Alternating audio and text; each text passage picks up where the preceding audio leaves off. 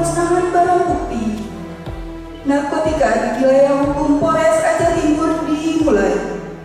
Barang bukti sitaan berupa narkotika jenis sabu sebanyak 1 kg dilaksanakan pada hari ini terkait komitmen kita bersama dalam hal memberantas peredaran gelap narkoba khususnya di hukum Polres Aceh Timur. Ini adalah tes kit yang kita miliki standar mikroskopik untuk mendeteksi kandungan narkotika apa yang ada di dalam kita. Kristal butiran warna bening ini mengandung methamphetamine atau tidak? Kalau nanti terindikasi mengandung methamphetamine, warna kuning cairan di dalam tes kit ini akan berubah menjadi warna ungu. Jadi ini sangat praktis. Namun demikian ini sebagai sampel yang dapat menggunakan semua dalam pemimpinan yang para undangan. Namun secara legalitas yang sudah kita laksanakan adalah sudah dicoba di laboratorium forensik Cabang Medan.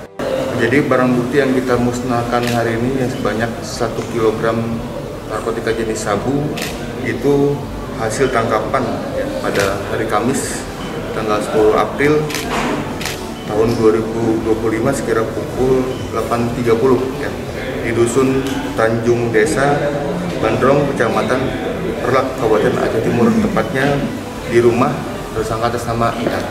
Tersangka yang kita amankan ada 2 orang, yaitu MZ dan IA.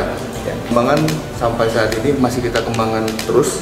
Jadi setiap kali ada memang pengungkapan atau penangkapan narkoba, pasti dari saat narkoba kita tetap kembangkan ke arah yang lebih besar lagi. Jadi untuk hukuman maksimal, diancam hukuman maksimal seumur hidup. Himbauan kepada masyarakat ya khususnya Aceh Timur sendiri, tolong kepada masyarakat Polres Aceh Timur dalam hal ini bersama-sama kita memberantas ya, peredaran narkoba. Jangan sekali-sekali menyentuh barang ini ya. Dan apabila masyarakat menemukan informasi-informasi mungkin terkait dengan adanya peredaran narkoba, silakan laporkan ke kami untuk kami tindak lanjuti. Karena yang jelas narkoba pasti akan merusak generasi bangsa dan negara.